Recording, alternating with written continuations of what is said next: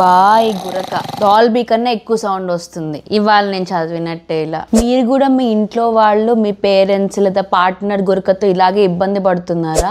గురక వినే వాళ్ళకే కాదు, గురక పెట్టే వాళ్ళకి కూడా ఎన్నో హెల్త్ ఇష్యూస్ ఉంటాయి. అసలు ఈ గురక అనేది ఎలా వస్తుంది, దీనివల్ల ఏం హెల్త్ ఇష్యూస్ ఉంటాయో మనం ఈ వీడియోలో తెలుసుకుందాం. నమస్కారం, నేను మీ doctor Kavya, MD internal medicine. అసలు గురక అనేది ఎలా వస్తుందో తెలుసుకుందాం. ఇప్పుడు ఈ బెలూన్ని లంగ్స్ అనుకుని ఈ గ్రీన్ పైప్ ఏదైతే ఉందో అది మన గాలి తీసుకునే పైప్ లేదా విండ్ పైప్ అని అనుకుందాం. నార్మల్గా మనం ఊపిరి తీసుకున్నప్పుడు ఇది ముక్కులోంచి ఈ గాలి పైప్లోకి వెళ్ళి ఊపిరితిత్తులు ఫిల్ అవుతాయి. నార్మల్ ఉన్న వాళ్ళకి ఏ ప్రాబ్లం లేని వాళ్ళకి ఊపిరి తీసుకున్నప్పుడు మామూలుగా ఇట్లా సౌండ్ వస్తుంది. అదే ఇలా గురక పెట్టే వాళ్ళల్లో ఈ విండ్ పైప్లో ఎక్కడైనా బ్లాక్ ఉండడం వల్ల ఊపిరి తీసుకుని వదిలేసినప్పుడల్లా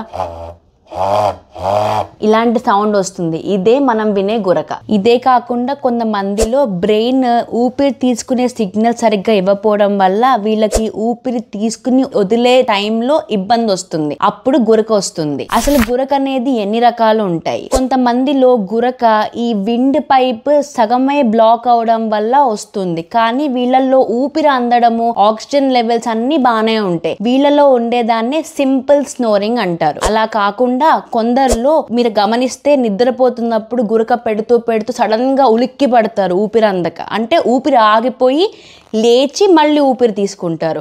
వీళ్ళలో ఉన్న దాన్ని స్లీప్ యాప్నియా అంటారు. పేరు కూడా చూస్తే స్లీప్ అంటే నిద్ర, యాప్నియా అంటే ఊపిరి ఆగిపోవడం. అసలు ఈ సింపుల్ స్నోరింగ్, స్లీప్ యాప్నియా మీద అసలు ఎందుకు ఇంత స్ట్రెస్ చేస్తున్నాము?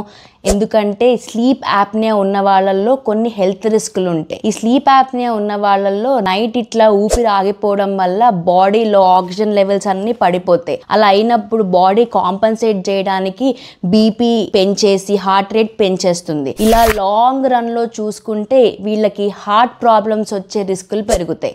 అదే కాకుండా ఆక్సిజన్ లెవెల్ సరిగ్గా బ్రెయిన్ కి అందకపోవడం వల్ల బ్రెయిన్ స్ట్రోక్ వచ్చే రిస్కులు కూడా పెరుగుతాయి. కాబట్టి నెక్స్ట్ టైం ఎవరైనా ఇలా స్నోర్ చేస్తూ ఉంటే మామూలే అలసిపోయారేమో అని వదిలేకండి. గురక పెట్టే వాళ్ళని వెంటనే వెళ్ళి డాక్టర్కి చూపించుకుని ఇది సింపుల్ స్నోరింగ్, స్లీప్ యాప్నియా అని డయాగ్నోస్ చేసి దానికి తగ్గట్టు ట్రీట్మెంట్ చేయించుకుంటే దాని ద్వారా వచ్చే రిస్కుల్ని మనం ముందుగానే ఆపుకోవచ్చు. ఇలాంటి ఇంకెన్నో టిప్స్ కోసం నన్ను ఫాలో అవ్వండి. మన హెల్త్ మన చేతిలో.